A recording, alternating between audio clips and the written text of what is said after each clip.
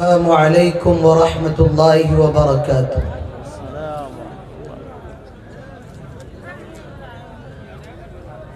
الحمد للہ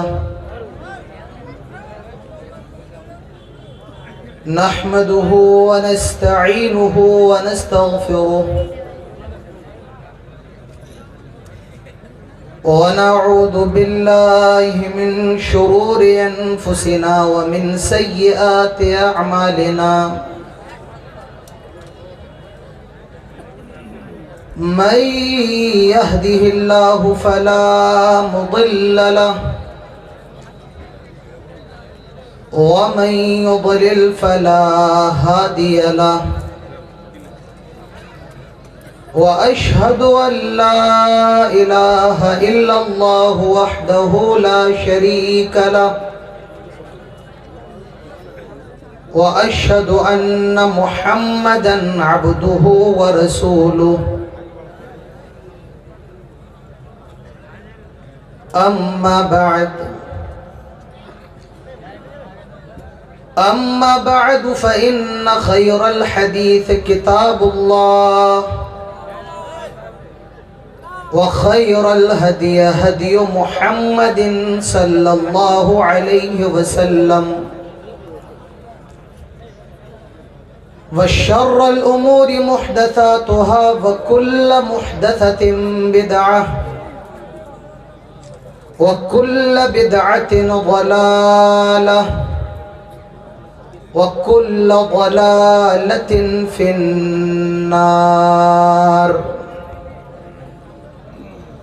قال الله تبارك وتعالى في كلامه المجيد والفرقان الحميد: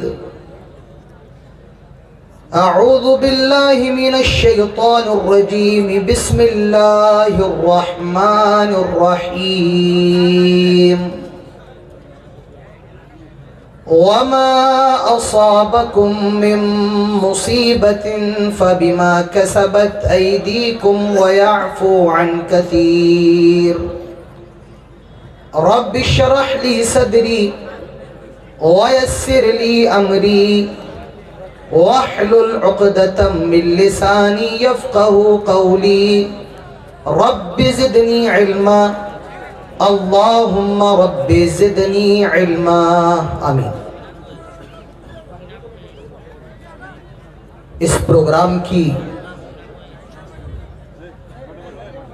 صدارت فرما رہے صدر اجلاس، اس پروگرام کی نظامت سنبھالے ہوئے فضیلت الشیخ معین الحق فیدی صاحب، اسٹیج پر موجود قابل عزت اور احترام معزز علماء اکرام، جھارکھنڈ کے مختلف علاقوں سے تشریف فرما سامعین حضرات، بزرگان قوم و ملت، ہم عمر نوجوان دوستوں، پردہ نشین پیاری ماؤں اور بہنوں اور پیارے بچوں،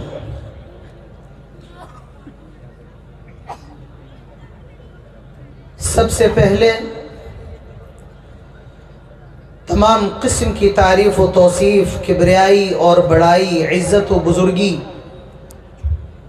صرف اور صرف اللہ رب العالمین کے لیے لائق اور زیبا ہے، جو احکم الحاکمین رب العالمین مالک یوم الدین ہے اور جو علی کل شیء قدیر ہے۔ بعدہ درود و سلام ہو تمام نبیوں پر، تمام رسولوں پر بالعموم، اور بالخصوص ہمارے اور آپ کے محبوب نبی، آخری نبی، شفیع المومنین، سید الاولین والآخرین، امام المرسلین، جناب محمد الرسول اللہ صلی اللہ علیہ وسلم پر اللہم صلی وسلم وبارک علیہ۔ جامعہ سلفیہ قمر الہدا، نور الہدا وکلیہ خدیجہ بنت خویلد للبنات کے زیر اہتمام ہونے والے اس اجلاس عام میں دوسری مرتبہ آنے کا موقع ملا۔ پچھلے سال کے مقابلے اس سال پروگرام کو اور بڑھایا گیا، پنڈال میں اور وسعت کی گئی، اور لوگوں کا ہجوم میری نظروں کے سامنے،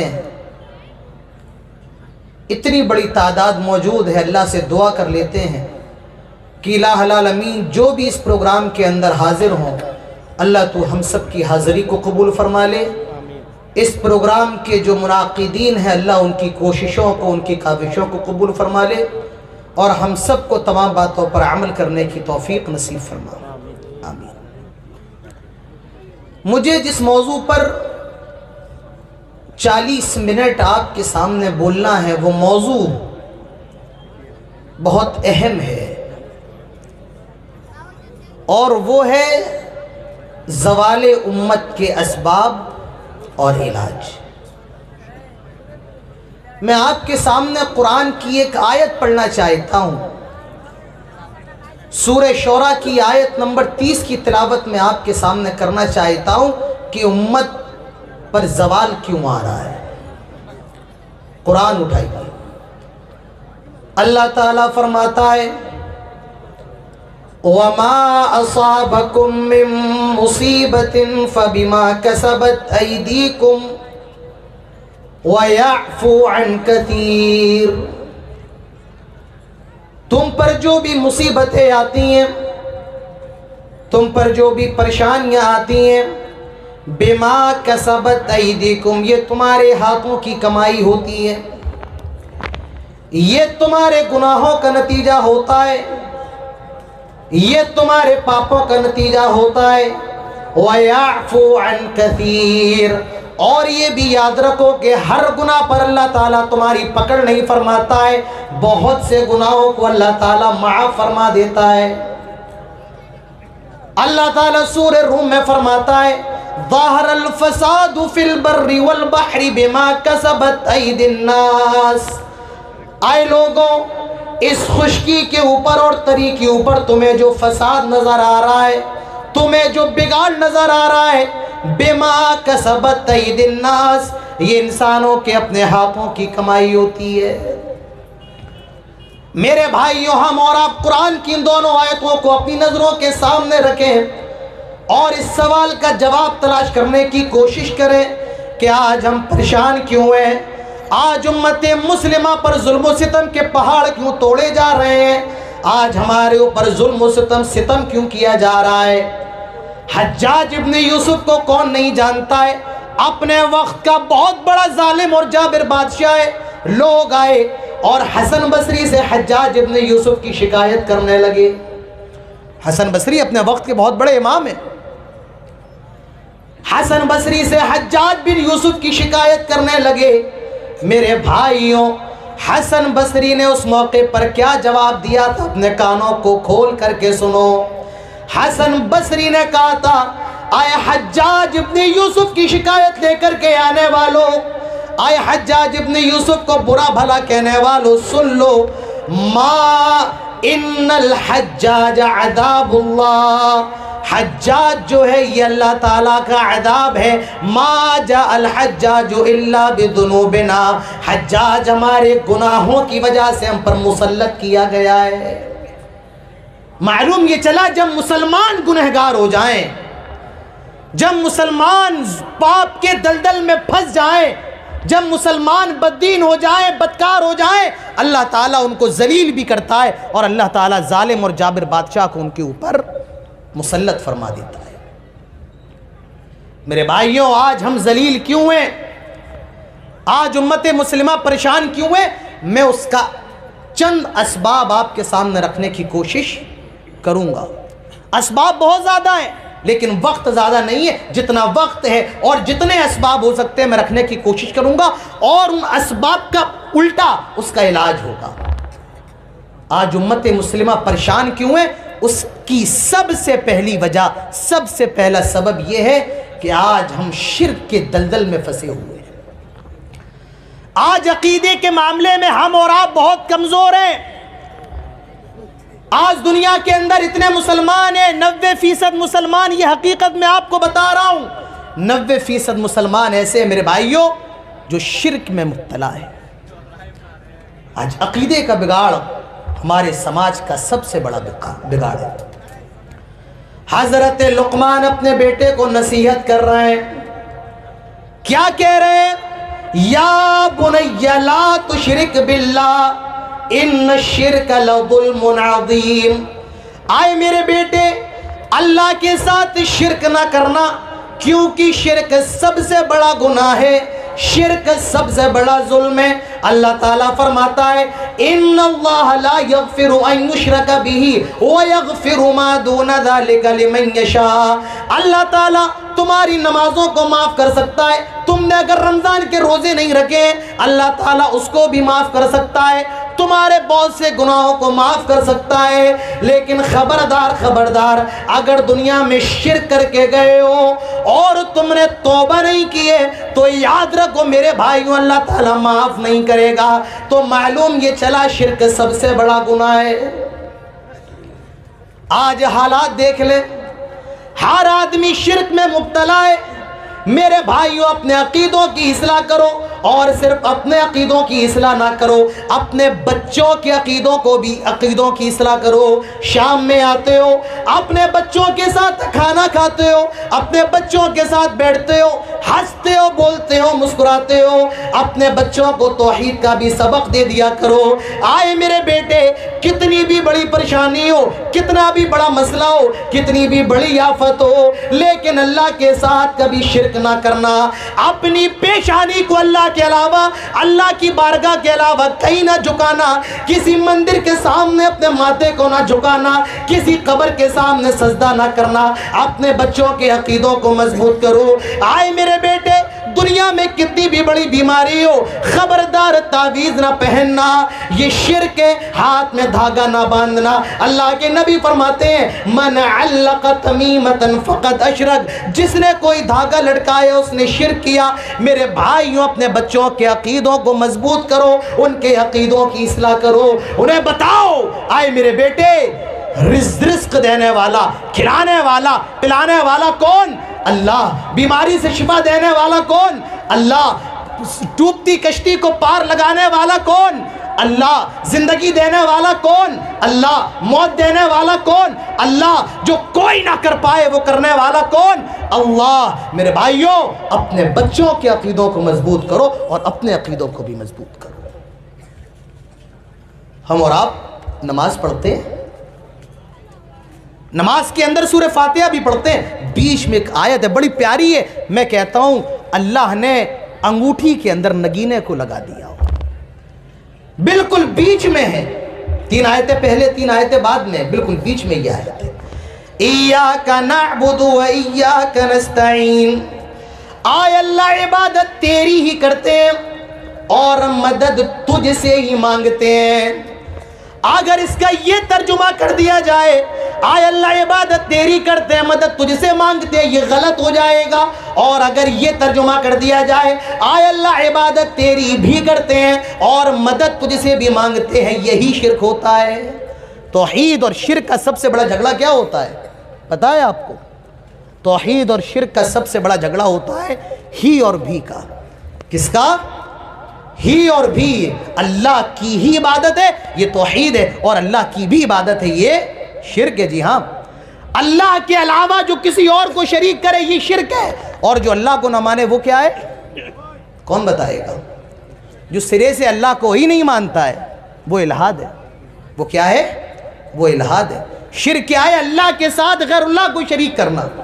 ہم اور آپ جب حج کرنے جاتے ہیں تلبیہ پکارتے ہیں، لبیک اللہم لبیک، آئے اللہ ہم حاضر ہیں، تیرا کوئی شریک نہیں ہے، ہم حاضر ہیں۔ جب کفار مکہ خانہ کعبہ کا طواف کرتے تھے تو وہ بھی ایک تلبیہ پکارتے تھے، اور ان کا تلبیہ بھی اسی سے ملتا جلتا ہوتا تھا، آئے اللہ ہم حاضر ہیں، تیرا کوئی شریک نہیں ہے، لیکن ہاں کچھ شریک ایسے ہیں جن کا بھی تو مالک ہے۔ وہ اللہ کے ساتھ ساتھ غیر اللہ کو بھی شریک کرتے تھے۔ میرے بھائیوں یہی شرک ہے۔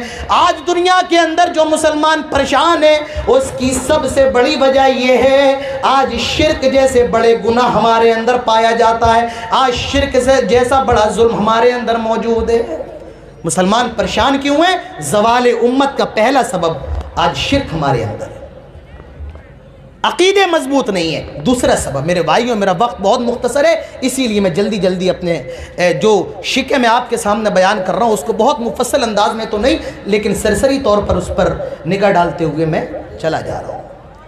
زوال امت کا دوسرا سبب، آج عمل کے میدان میں ہم بہت پیچھے ہیں۔ آج ہماری مسجدوں میں آ جاؤ آپ کو نمازی نظر نہیں آئیں گے۔ ہاں آپ ہم سے بات تو کروا لیں، ہم لل مٹیا کے چوک پر بیٹھ کر بات کریں، سعودی عرب کا بادشاہ یہ کر رہا ہے اور ترکی کا صدر یہ کر رہا ہے، اس میں تو ہم بڑے آگے ہیں، باتیں ہم سے کروا لیں، لیکن مسجد میں آئیں تو کوئی آپ دیکھیں مسجد میں آپ کو نمازی نظر نہیں آئے۔ ابھی NRC آ جائے، CA آ جائے، ہم اور آپ خوب چیخیں گے چلائیں گے، ابھی نعرے تکبیر لگائیں گے، اللہ اکبر کہیں گے، لیکن ہماری مسجدوں میں آ جاؤ کوئی اللہ اکبر کہہ کر نیت باندھنے کو تیار نہیں۔ عمل کے معاملے میں ہم بہت پیچھے ہیں۔ قرآن مجید کے اندر چھوٹی صورتوں میں ایک صورت ہے اور اس صورت کا نام ہے سورۃ العصر، جس کے بارے میں امام شافعی کا کہنا ہے اگر پورا قرآن نازل نہ ہوتا اور صرف یہی صورت، کون سی صورت بولو؟ سورۃ العصر۔ کون سی صورت؟ سورۃ العصر نازل ہو گئی ہوتی تو یہ بھی انسانوں کی ہدایت کے لیے کافی تھی۔ کیا کہا جا رہا ہے؟ والعصر، قسم ہے زمانے کی، قسم ہے وقت کی، ان الانسان لفی خسر، سارے انسان بربادی کے اندر، خسارے کے اندر ہیں، الا الذین آمنوا، مگر ہاں جو ایمان لے کر کے آ جائے، وعملوا الصالحات، اور نیک عمل کرنے لگے، نمازوں کی پابندی کرنے لگے، رمضان کے روزے رکھنے لگے، برائیوں سے بچنے لگے، زکوٰۃ دینے لگے، صدقہ کرنے لگے۔ میرے بھائیو اللہ نے ایمان کے بعد فوراً عمل کا ذکر فرمایا ہے۔ میرے پیارے بھائیوں آج ہماری ذب و حالی اور بدحالی کی دوسری وجہ یہ ہے آج عمل کے میدان میں ہم بہت زیادہ پیچھے ہیں، اور سب سے بڑا مسئلہ جو یہ ہماری مسجدیں ویران پڑی ہوئی ہیں۔ ہماری مسجدیں بہت خوبصورت ہیں، اس میں ٹائلز بھی لگے ہوئے ہیں، اس میں پتھر بھی لگے ہوئے ہیں۔ آپ میں جو بزرگ ہیں وہ جانتے ہیں آج سے 30 سال پہلے، 40 سال پہلے ہماری مسجدوں کے اندر موٹر نہیں ہوا کرتا تھا، نل نہیں ہوا کرتا تھا، کنویں سے پانی کھینچنا پڑتا تھا اور بڑی مشقت کرنے کے بعد وضو بنایا جاتا تھا، پھر نماز ادا کی جاتی تھی۔ آج میرے بھائیوں مسجدوں میں موٹر بھی لگائے، سمر بھی لگائے، ساری چیزیں، لیکن اگر کچھ نہیں ہے تو وہ نمازی نہیں ہے۔ شاعر کہتا ہے مسجد تو بنا دی شب بھر میں ایمان کی حرارت والوں نے، دل اپنا پرانا پاپی ہے برسوں میں نمازی بن نہ سکا۔ آج ہماری مسجد شاندار تو بہت ہے لیکن ہماری مسجد جاندار نہیں ہے۔ فجر میں آ جاؤ نمازی نظر نہیں آ رہے ہیں، کہاں سے رات کے 2-2 بجے، رات کے 3-3 بجے یوٹیوب چلانے میں بزی ہیں، فیس بک میں وقت گزاری کر رہے ہیں، شب گزاری کر رہے ہیں، زور تک سو رہے ہیں، عصر میں دوستوں کے ساتھ چائے کے ہوٹلوں پر بیٹھے ہیں، مغرب میں تماشا کر رہے ہیں، اور رات میں عشاء کے وقت پھر موبائل میں بزی ہو گئے، نماز پڑھنے کی توفیق نہیں ہے۔ میرے بھائیوں نمازی کہاں چلے جاتے ہیں؟ جمعہ کا دن آ جانے دو، آ جانے دو، مسجدیں بھر جاتی ہیں، لوگ مسجدوں کے باہر مصلی بچھا کر نماز پڑھتے ہیں۔ کبھی دلی چلے جاؤ، بمبئی چلے جاؤ، روڈ بھر جاتا ہے، لوگ پارکوں میں نماز پڑھ رہے ہیں، کمپنیوں کی چھتوں پر نماز پڑھ رہے ہیں۔ میں حیران ہوں اتنے مسلمان کہاں سے آ جاتے ہیں۔ جمعے کا دن آتا ہے، مسلمان آپ کو بہت نظر آتے ہیں، لیکن جمعے کی نماز کے بعد نہ جانے یہ کون سی فلائٹ میں سوار ہو جاتے ہیں جو جمعے کے دن پھر ان کو آ کر کے چھوڑ دیتی ہے، نہ جانے زمین کھا جاتی ہے، آسمان نکل جاتا ہے۔ میرے بھائیوں عمل کے معاملے میں کوتاہی ہے، آج عمل کے معاملے میں پیچھے ہیں، اور شکوہ یہ کر رہے ہیں اللہ تعالیٰ اپنی نصرت اور اپنی مدد نازل کیوں نہیں کرتا ہے۔ میرے بھائیوں زوال امت کا دوسرا سبب یہ ہے آج بدعمال ہے، عمل کا معاملہ ہمارا بہت خراب ہے۔ زوال امت کا تیسرا سبب لکھتے رہو، نوٹ کرتے رہو، قلم کاغذ لائے ہو لکھ لو، موبائل میں ریکارڈ کر لو، ذہنوں میں بسا لو۔ آج ہم مسلمان نہیں ہیں۔ یہ اپنے گھر لے کر کے جاؤ۔ نیما کلا کے جلسے میں آئے ہو، بیٹھ گئے، بازار ٹہل لیے اور چلے گئے، کوئی مطلب نہیں ہوا آنے کا۔ یہاں آئے ہو تو کچھ لے کر کے جاؤ۔ تیسرا سبب میرے بھائیو، آج ہم مسلمان نہیں ہیں۔ آپ کہیں گے مسلمان؟ ہاں، ہم گوشت کھانے کے مسلمان تو ہو سکتے ہیں، ہم اور آپ، ہمارے نام مسلمانوں کے نام پر ہو سکتے ہیں، لیکن حقیقی معنی میں ہم مسلمان نہیں ہیں۔ اسلام کے اندر آ جاؤ۔ حضرت عمر فاروق کہا کرتے تھے، کیا نحن قوم اعزنا اللہ بالاسلام، ہم دنیا کے اندر سب سے زیادہ ذلیل قوم تھے، ہمیں لوگ سب سے زیادہ گرا ہوا سمجھتے تھے۔ اعزنا اللہ بالاسلام، اسلام کے ذریعے اللہ نے ہمیں عزت سے نوازا ہے۔ حضرت عمر فرماتے ہیں، جو آدمی اسلام کے علاوہ کہیں اور سے عزت حاصل کرنے کی کوشش کرے گا، اللہ تعالیٰ اس کو ذلیل کر دے گا، اللہ تعالیٰ اس کو رسوا کر دے گا، اللہ تعالیٰ اس کو برباد کر دے گا۔ میرے بھائیوں غور کرو، کیا آج ہم مسلمان ہیں؟ کیا آج ہم اسلام کے ماننے والے ہیں؟ اسلام تو مطالبہ کر رہا ہے، ادخلوا فی السلم کافہ، پورے کے پورے اسلام میں داخل ہو جاؤ۔ تؤمنون ببعض وتکفرون ببعض، جس میں جو اچھا لگا اس کو مان لیا اور جو اچھا نہ لگا اس کو چھوڑ دیا۔ شادیوں میں دیکھ لو کہ اسلام نظر آ رہا ہے، ہمارے گھروں میں چلے آؤ کہ اسلام نظر آ رہا ہے۔ نہیں نہیں میرے بھائیوں، یہ اسلام نہیں ہے، اور آپ حقیقی معنی میں مسلمان نہیں ہیں۔ اسلام کی طرف لوٹاؤ، مسلمان بن جاؤ۔ آج مسلمانوں کا کیا حال ہے؟ آج یہ بیچارہ ہولی کھیل رہا ہے، جی ہاں بھی ہولی گئی ہے، جن کا تہوار ہے وہ کھیلے، ان سے کوئی اعتراض نہیں ہے، لیکن آج مسلمان ہولی کھیل رہا ہے، اللہ اور اس کے رسول کو ماننے والا ہولی کھیل رہا ہے۔ دیوالی آئے تو یہ پٹاخے بھی پھوڑ رہا ہے، میری کرسمس بھی کہہ رہا ہے، ہیپی کرسمس بھی کہہ رہا ہے۔ یہ جو مسلمانوں کا حال ہے، آپ نے دیکھا ہوگا ہولی پر کتنے لوگ اسٹیٹس لگا کر کے ہولی کی مبارکباد دے رہے ہیں۔ میں مسلمانوں کی بات کر رہا ہوں۔ اور دیکھیے ہیپی برتھ ڈے منایا جا رہا ہے، سالگرہ منائی جا رہی ہے، کیک کاٹا جا رہا ہے۔ پہلے یہ آفت صرف شہروں کے اندر تھی، اب گاؤں کے اندر بھی جنم لے چکی ہے۔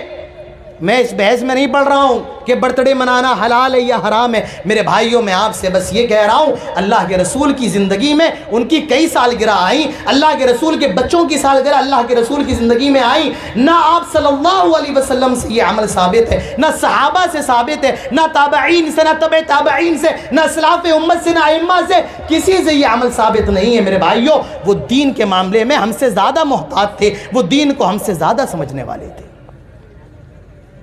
آج حقیقی معنی میں ہمارے اندر اسلام نہیں ہے۔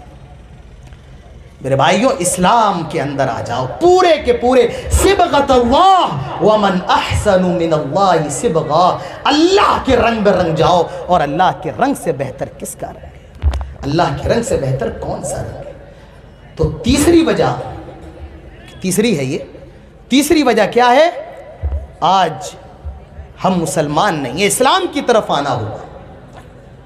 زوال امت کی چوتھی وجہ، چوتھا سبب میرے بھائیوں، آج ہم اور آپ دنیا کے پیچھے بھاگ رہے ہیں۔ دنیا صبح ہو رہی ہے، دنیا شام ہو رہی ہے، دنیا، یہ دنیا کیا ہے؟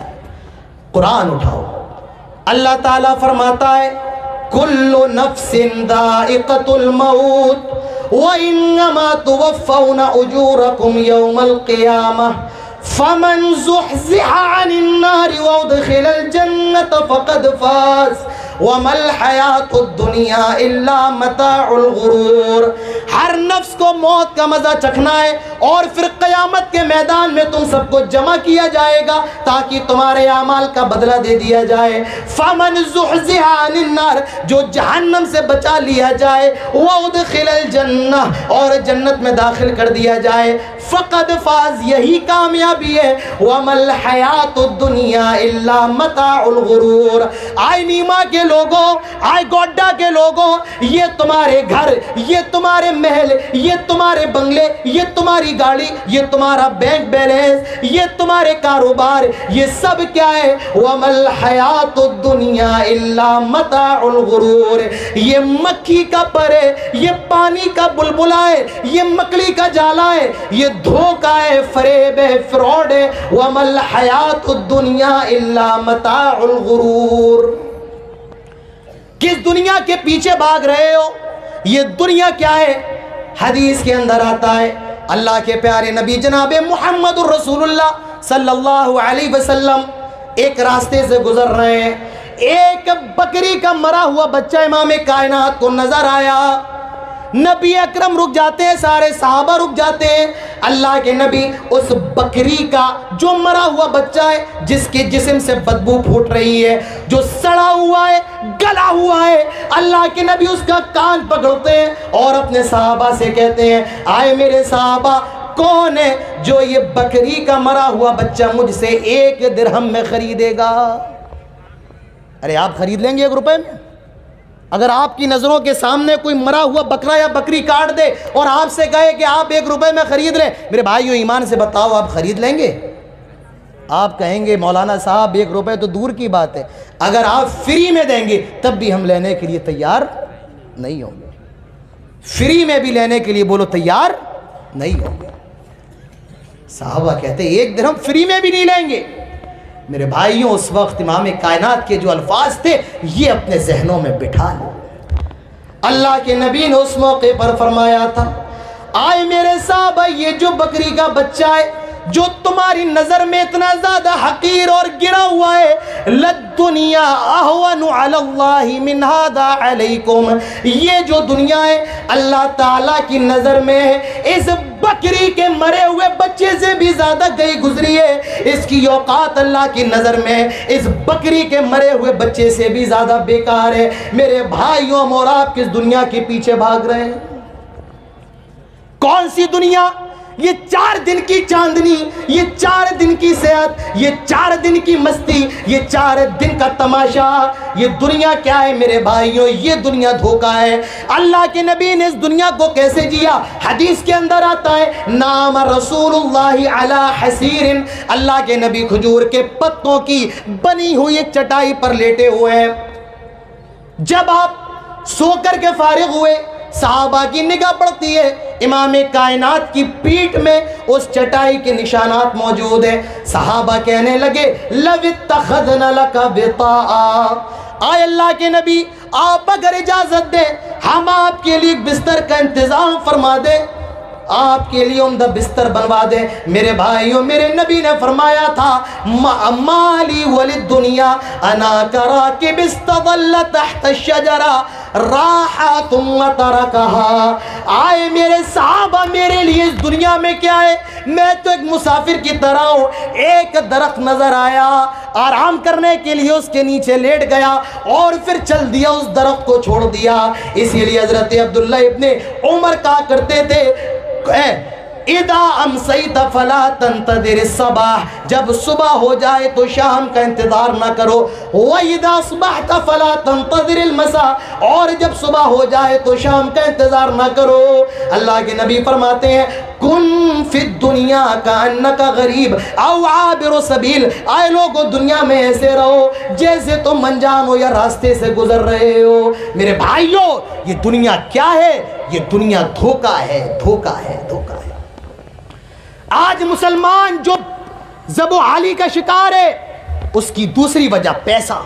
دنیا صبح ہو رہی ہے، دنیا شام ہو رہی ہے، دنیا آنکھیں کھول رہا ہے، دنیا آنکھیں بند کر رہا ہے، دنیا۔ ایک حدیث پڑھتا ہوں، اس کے بعد انشاءاللہ بات ختم کرتا ہوں۔ اللہ کے پیارے نبی ارشاد فرماتے ہیں، یوشک الامم ان تدع علیکم کما تدع الکلۃ الی قصعتها، ان قریب ایک ایسا زمانہ آئے گا کہ ساری قومیں مسلمانوں تم پر ٹوٹ پڑیں گی، پل پڑیں گی۔ کس طرح؟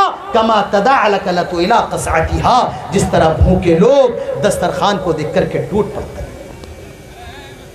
میرے بھائیوں، آج ہماری اور آپ کی یہی حالت ہے، آج ساری دنیا ہم پر ٹوٹ پڑی ہے۔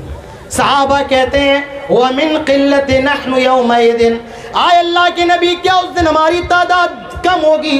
अल्लाह के नबी फरमाते हैं बल अंतुम कसीर, तुम्हारी तादाद बहुत ज़्यादा होगी। मेरे भाइयों, आज दुनिया के अंदर सबसे ज़्यादा तादाद ईसाइयों के बाद मुसलमानों की है।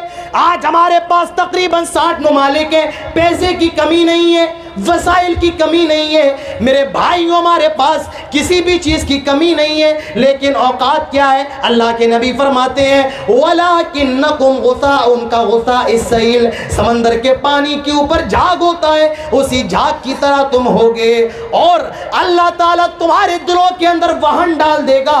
वमल वहम या रसूल अल्लाह, अल्लाह के नबी ये वहन क्या है, ये कमज़ोरी क्या है? फरमाया अलवहनु हुब्बुद दुनिया व कराहियतुल मौत, जब तुम्हारे अंदर दुनिया की मोहब्बत और मौत का ये वहन क्या है? दुनिया की मोहब्बत है और मौत से नफरत है। यानी मुसलमानों, जब तुम्हारे अंदर दुनिया की मोहब्बत होगी और मौत से तुम नफरत करोगे तो मुसलमानों दुनिया के अंदर तुम्हें जलील किया जाएगा। मेरे भाइयों, आज हम पैसे के पीछे भाग रहे हैं, ये दुनिया 4 दिन की है। मेरे भाइयों, मरने के बाद आपका पैसा भी काम ना आएगा। वो दोस्त जिनके साथ आप चाय की चुस्कियां लेते हैं वो भी आपको कब्र में मिट्टी दे करके आ जाएंगे। आपकी औलाद भी 4 घंटे से ज्यादा आपकी लाश को घर में रखना गवारा नहीं करेगी। आपकी बीवी भी 4 दिन रोएगी, खामोश हो जाएगी। मेरे भाइयों, अगर मरने के बाद कुछ काम आने वाला है तो वो आपकी नेकियां हैं, वो आपका नेक अमल है। आज दुनिया के अंदर मुसलमान परेशान क्यों हैं? चौथी वजह ये है मेरे भाइयों, दुनिया के दिलदादा हो गए हैं, दुनिया की मोहब्बत में शराबोर हो चुके हैं। और 5वीं वजह, इंशाल्लाह उसके बाद बात खत्म करते हैं। आज मेरे भाइयों मुसलमान, आज हमारे अखलाक को देख लिया जाए। मेरे भाइयों, आज दुनिया के अंदर मुसलमानों के अखलाक सबसे ज्यादा खराब। अरे वो क्या है? एक ऐसा वो चीज है, वो उड़ रही है, सारे लोग उसी में देख रहे हैं। मेरे भाइयों, मजलिसों में बैठने का तरीका सीखो। आज हमारे और आपके अखलाक बहुत खराब है। जुबान पर गाली, जब चाहा जिसको चाहा जहां चाहा गाली दे दी। जिसकी बहन की इज्जत को चाहा नीलाम कर दिया, जिसकी बेटी की इज्जत को चाहा उछाल दिया। मेरे भाइयों, हम उस नबी के मानने वाले हैं जिसके बारे में अल्लाह ताला फरमाता है व इन्नका लअला खुलुकिन अज़ीम, नबी अकरम के अखलाक इस कायनात के अंदर सबसे अजीम है। आज उस नबी के मानने वालों के अखलाक इस कायनात के अंदर सबसे खराब, आज सबसे बद अखलाक मुसलमान। नहीं मेरे भाइयों, अपने अखलाक को अच्छा करो। एक वाक़या मैं आपको सुनाता हूँ और इंशाल्लाह उसके बाद बात ख़त्म करता हूँ। अपने अखलाक अच्छे करो। हमारे उत्तर प्रदेश के अंदर एक जगह है सहारनपुर, उसके अंदर एक गांव है, उस गांव का नाम है कांदेला। मौलाना अली मियां नदवी अपनी किताब के अंदर ये वाक़या लिखते हैं कि कांदेला के अंदर एक ज़मीन थी। हिंदू कहते थे ये ज़मीन मुसलमानों की है, और ये हिंदू कहते थे ये ज़मीन हिंदुओं की है, और मुसलमान कहते थे कि ये ज़मीन मुसलमानों की है। ना हिंदुओं के पास कोई सबूत, ना मुसलमानों के पास। जज बड़ा परेशान, अंग्रेज़ों की हुकूमत थी। उसने मुसलमानों को बुलाया और कहा क्या तुम्हारी नज़रों में कोई ऐसा शख्स है जो इस ज़मीन के बारे में गवाही दे और तुम उसकी गवाही को मान लो? कहा नहीं, हमारी नज़रों में कोई शख्स नहीं है। हिंदुओं से पूछा क्या तुम्हारी नज़रों में कोई ऐसा है जो इस ज़मीन के बारे में गवाही दे, तुम उसकी गवाही मान लो? कहा हाँ, एक मुसलमान है, बुजुर्ग हैं और हमें उन पर बड़ा भरोसा है, वो बड़े सच्चे हैं और वो इस ज़मीन के बारे में जो भी गवाही देंगे हम उनकी गवाही को मानने के लिए तैयार हो जाएंगे। फैसले का दिन आया, जज ने उस मुस्लिम बुजुर्ग को बुलाया, हिंदू भी आ गए, मुसलमान भी आ गए। जज ने कहा बुजुर्ग ये बताएं, ये जो ज़मीन है जिसके बारे में हिंदू कहते हैं ये हमारी है, मुसलमान कहते हैं ये हमारी है, ये बताएं कि हकीकत में ये ज़मीन किसकी है? वो मुसलमान बुजुर्ग कहता है जज साहब, हकीकत ये है कि ये ज़मीन जिसके बारे में हिंदू और मुसलमान दावा कर रहे हैं ये ज़मीन मुसलमानों की नहीं है, ये ज़मीन हिंदुओं की है। ये ज़मीन हिंदुओं की है, मुसलमानों की नहीं है। जज ने हिंदुओं के हक में फैसला कर दिया। हिंदू सोचते हैं कि ये मुसलमान था, अगर झूठ बोल देता तो इसका क्या चला जाता, ज़मीन तो मुसलमानों के हक में आ जाती, लेकिन इसने सच का साथ दिया है।